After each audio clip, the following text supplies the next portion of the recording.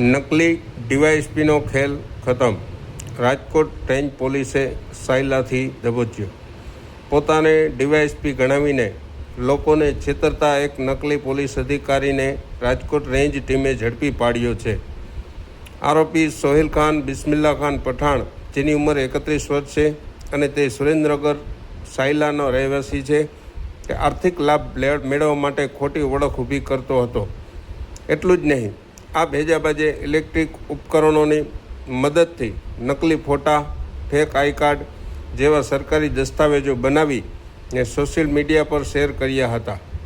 રાજકોટ રેન્જના નાયબ પોલીસ મહાનિરીક્ષક નિલીપ રાયની સૂચના અને પોલીસ ઇન્સ્પેક્ટર અપૂર્વ પટેલના માર્ગદર્શન હેઠળ સાયલા સુદામડા ચોકડી પાસેથી આ નકલી ડીવાયએસપીને દબોચી લેવામાં આવ્યું છે અને આગળની કાયદેસરની કાર્યવાહી માટે સાયલા પોલીસ સ્ટેશને સોંપવામાં આવ્યું છે.